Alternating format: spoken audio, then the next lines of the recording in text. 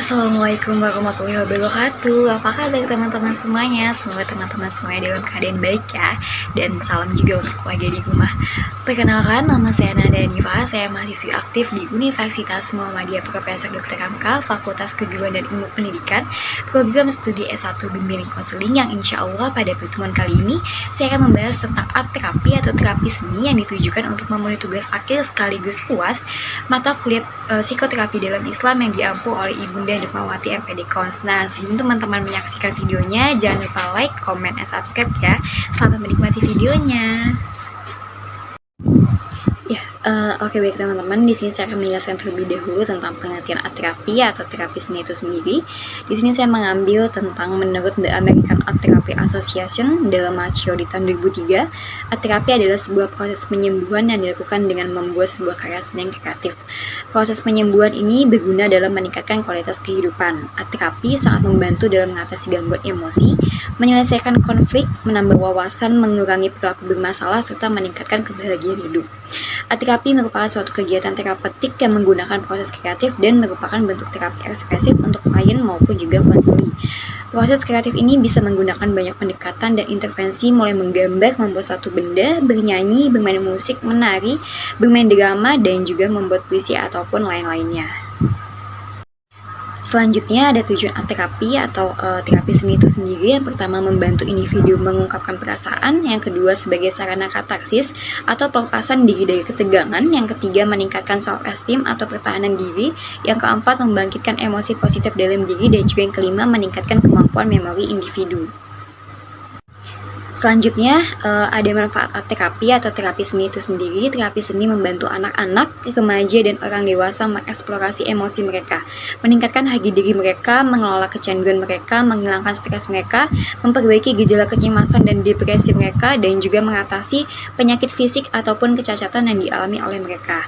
Di sini juga saya mengambil dari penelitian Macchio di tahun 2007, yang dimana beliau menyampaikan bahwa pada art terapi, media seni, proses kreatif, dan hasil karya seni dimanfaatkan untuk mengungkapkan perasaan, berdamai dengan konflik emosional, meningkatkan kesadaran diri, menurunkan kecemasan, serta meningkatkan kebahagiaan diri. Masih menurut beliau, melalui art terapi, individu dapat mengekspresikan emosi yang dialaminya dengan cara yang aman, hingga ia mampu menghadapi dan menerima hal tersebut. Nah, selain itu juga, manfaat art terapi bisa mengatasi stres, meningkatkan kreativitas, mengatasi depresi, mengekspresikan diri, dan juga mengatasi kecemasan. Bentuk-bentuk atau macam-macam art terapi ada apa aja, Kak? Nah, bentuk-bentuk atau macam-macam art terapi, di sini saya mengambil menurut March tahun 2016 bahwa bentuk-bentuk atau macam-macam art terapi diantaranya yaitu pertama menggambar atau mewarnai, yang kedua menyanyi atau bermain musik, yang ketiga merajut atau menyulam, yang keempat membuat kerajinan atau prakarya, dan yang kelima menari atau aerobik. Lalu proses atau bagaimana cara bekerja art terapi itu seperti apa, Kak? Nah, proses atau bagaimana cara bekerja art terapi itu di mana seorang terapis seni dapat bekerja dengan individu, pasangan, dan kelompok dalam berbagai pengaturan, termasuk konseling pribadi, rumah sakit, pusat kesehatan, lembaga pemasyarakatan, pusat senior, dan organisasi masyarakat lainnya. Tidak ada bakat artistik yang diperlukan agar terapis seni berhasil, karena proses terapeutik bukan tentang nilai artistik karya, melainkan tentang menemukan hubungan antara pilihan kreatif yang dibuat dan kehidupan batin klien. Karya seni tersebut dapat digunakan sebagai batu loncatan untuk membangkitkan kembali ingatan dan menceritakan kisah yang dapat mengungkapkan pesan dan keyakinan dari pikiran bawah sadar klien. Seperti halnya bentuk terapi apapun, sesi pertama akan terdiri dari pembicaraan dengan terapis atau konselor tentang mengapa ingin mencari bantuan dan mempelajari apa yang ditawarkan terapis. Bersama-sama akan membuat rencana perawatan yang melibatkan pembuatan beberapa bentuk karya seni. Begitu mulai berkreasi, terapis terkadang hanya mengamati proses saat individu bekerja tanpa campur tangan ataupun penilaian. Ketika telah menyelesaikan sebuah karya seni dan terkadang saat masih mengerjakannya, terapis akan mengajukan pertanyaan-pertanyaan tentang bagaimana perasaan individu tersebut tentang proses artistik, apa yang mudah atau sulit dalam menciptakan karya seni, dan pemikiran apa yang dimiliki, ataupun kenangan yang mungkin dimiliki saat bekerja. Nah, umumnya terapis akan menanyakan pengalaman dan perasaan sebelum memberikan observasi. terapi atau terapi seni ini memiliki kelebihan dan kekurangan nggak sih Kak? Nah, menurut Solihatan 2017, sebagai bentuk metode yang digunakan dalam pelayanan bimbingan dan konseling, terapi memiliki kelebihan dan kelemahan. Kelebihan dari terapi adalah memberikan rasa nyaman kepada klien atau konseli. Dengan jenis terapi ini, konseli dapat menuangkan pikiran, perasaan, dan berbagai hal yang tidak dapat diungkapkan atau dikatakan langsung kepada konselor. Konseli tidak perlu merasa kurang nyaman atau takut karena tidak berkomunikasi secara langsung dengan konselor. Sedangkan kelemahan atau kekurangan dari metode ini adalah pada interpretasi gambar yang dibuat. Tidak semua gambar yang dibuat konseli bisa diinterpretasikan. Proses ini juga memerlukan kemampuan terapis atau guru BK dalam mengartikan atau memaknai gambar yang dibuat. Kelemahan lain adalah pada durasi waktu dan ruangan. Waktu yang dibutuhkan konseli untuk menyelesaikan tugas terapi tidak bisa diprediksi dan juga memerlukan ruangan khusus sehingga bisa memunculkan kenyamanan.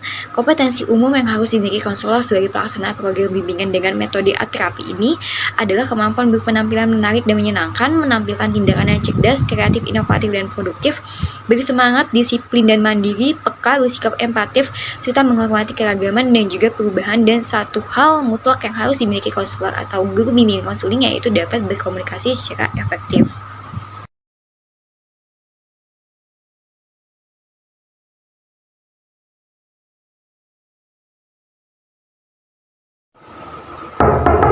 Assalamualaikum Ibu. Waalaikumsalam, Ibu. Iya Ibu. Silakan duduk. Ya, terima kasih Bu. Dari mana tadi? Dari rumah Ibu. Di rumah. Iya. Emangnya kesini apa mau kemana dulu? Iya mau kesini. Kesini. Iya. Naik apa tadi kesini? Naik motor. Naik motor. Naik motor sendiri? Iya. Enggak takut kan jalannya rame? Ya tadi sini buru-buru sih jadi nggak merasa takut. Oke, baik. Tapi sebenarnya udah makan siang. Udah Ibu. Pakai apa? Pakai ayam. Masakan mama gue beli. Beli. Ya saya mama lagi nggak masak. Oh iya, nggak masak. Ada apa nih? Datengin ibu. Iya Ibu, saya mau cerita. Cerita. Iya. Ada lagi Rifki kan berarti? Ini ada yang dirasain aja. Berarti hari ini perasaannya gimana? Lagi kurang baik. Itu membaik. Iya. Tapi lebih senangnya masih ada nggak? Atau lebih kesedih? Lebih kesedih sih Bu. Lebih kesedih. Sebelumnya kamu udah pernah konseling? Belum Ibu. Belum, di sekolah juga belum? Belum. Oke.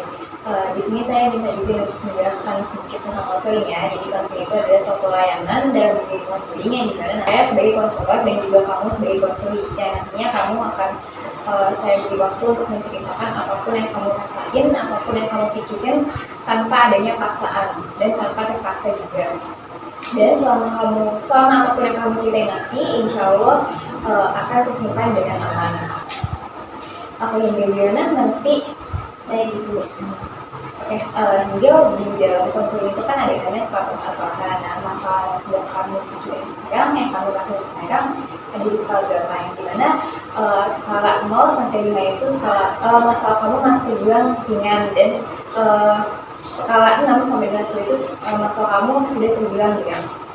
Di angka 8 sih. Angka 8, berarti lumayan dekat ya. Lumayan berat. Boleh silakan diceritain. Bukan yang bisa bingung ceritainnya.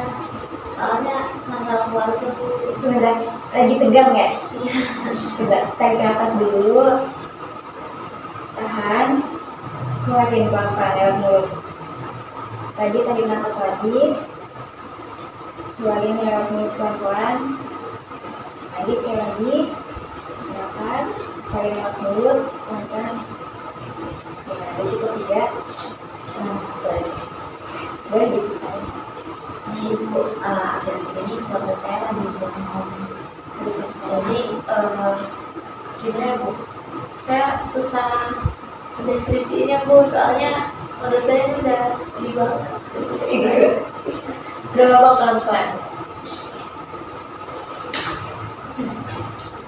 Jadi ayah saya itu ketahuan lagi dulu.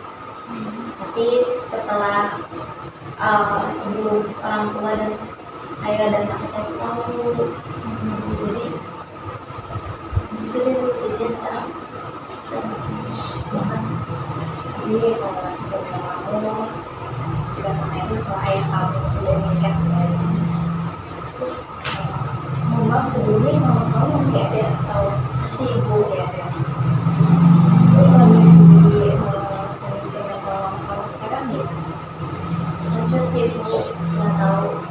yang lama juga, saya kakak. Berantakannya itu dalam arti kalian setelah menikah itu udah nggak peduli lagi sama keluarga kalian.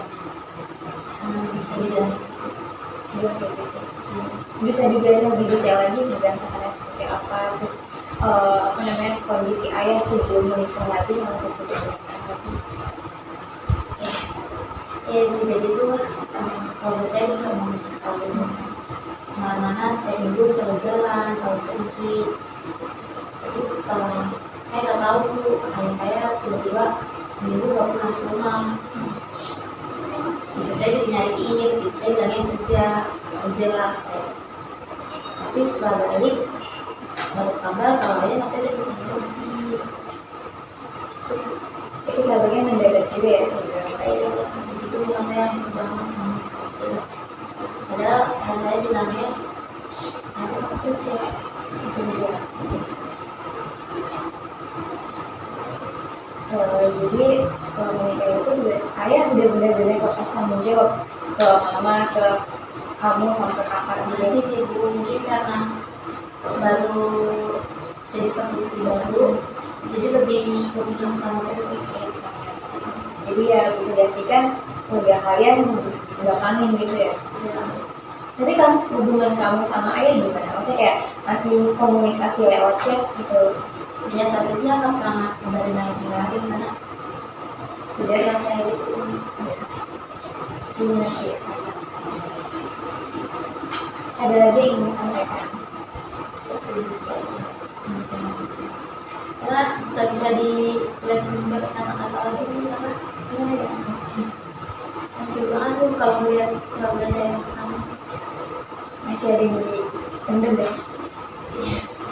Oke deh, di sini ibu punya slogan kertas, alat tulis, alat mewarnai juga kalau kamu perlu. Nanti di sini ibu minta kamu berbaik apapun yang bersangkutan dengan masalah yang kamu rasain, yang kamu pikirin juga. Pokoknya apapun ibu kasih waktu.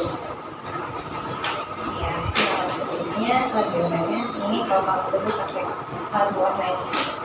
Kayak ini saya gambarin. Iya, gambar apa? Biasanya ini ngomong kamu suka gambar nggak?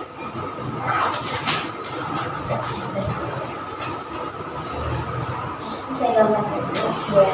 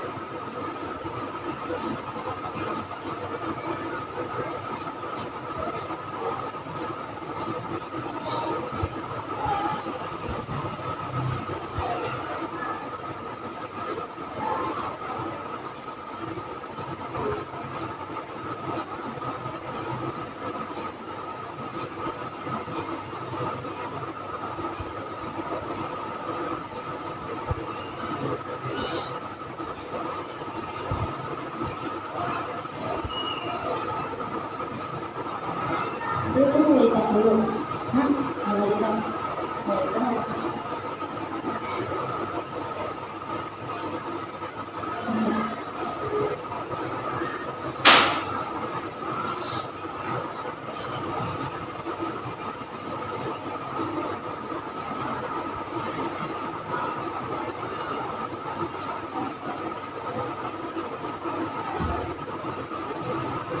Dibuat tenang aja ya, Neng. Waktunya masih lama, Pak.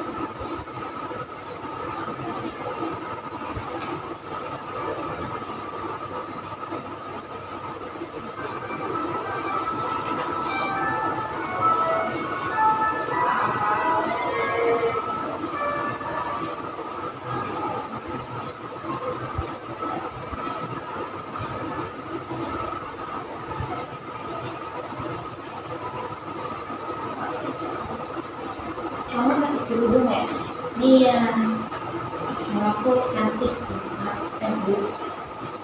Mirip siapa? Kakak apa kamu? Menurut aku mirip dua-duanya. Aku cowok tapi rambutnya gondrong.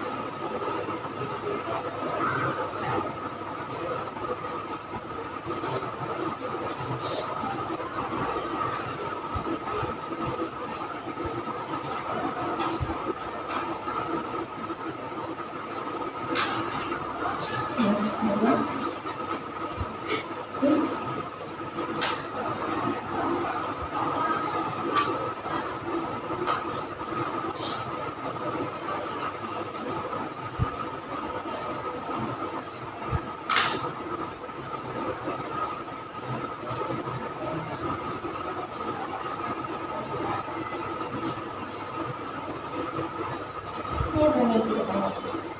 Nah ini kakak sama keluarga yang baru, cewek yang baru. Ininya Ini saya nggak suka jadi lambangnya saya nggak suka jadi saya ngasih gambar ini. Ini cukup. Ya.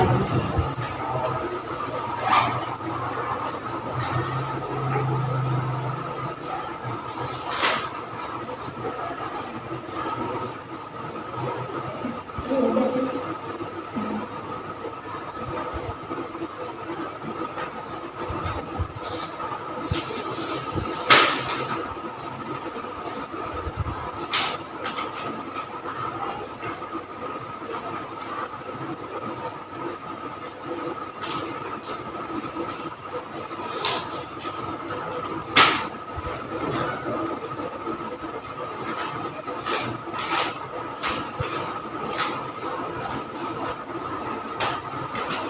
Nah, Ibu, ini cukup. saya ambil ya. Gimana perasaannya? Udah melampiaskan emosinya, motivasinya? Iya, karena saya lumayan ini sih Bu, bisa melampiaskan dari gambar ini. Terus sedikit lepas ya. Dari yang pengen disampaikan ke ayah. Yang saya sampaikan ke ayah sih cuma itu. Kalau ada apa-apa itu ngobrol langsung sama keluarga, minta persetujuan sama mama, sama aku, sama abang. Kan lebih enak gitu ya. Kalau mau menikah lagi, apa emang sih nggak bakal kita bolehin. Tapi tujuannya untuk apa? Gitu. Untuk keluarga kita aja masih kurang, biaya dana. Masa mau punya istri lain gitu kan? Ini juga di sini kita kan apa ya? Dulu harmonis banget. Kenapa jadi tiba-tiba begini? Gitu. Itu aja sih. Kalau ada kemungkinan ayah balik lagi, Mungkin ayah balik lagi, tapi nggak kayak dulu. Dan suasana keluarga juga nggak akan kayak dulu lagi. karena ada itu pengaruh. Ya, karena udah ada orang ketiga dari keluarga. Udah cukup, ya lepas. Kalau lepas, Bentengan ya. iya benar. Oke, baik. Untuk pertemuan hari ini kita cukupkan dulu. Gambar yang sudah kamu lukis tadi kita bahas di vlog selanjutnya. Nah, dari ini saya tanya lagi, jadi kan tadi kan kamu bilang skala permasalahannya ada di atas 8. Setelah kamu ungkapin kamu lampiaskan emosi kamu ke kertas ini, kira-kira ada perubahan nggak sekali? Dari kelima sih. Terima kasih, Anda udah lumayan diingatkan. Sekali lagi saya ucapkan terima kasih karena kamu sudah datang untuk konseling saya. Terima kasih juga yang sudah bercerita sama saya. Untuk kali ini kita tutup dulu ya. Iya, Terima kasih. terima kasih. Ya. Terima kasih. Cirebon sampai Hati-hati di jalan ya. Ya, saya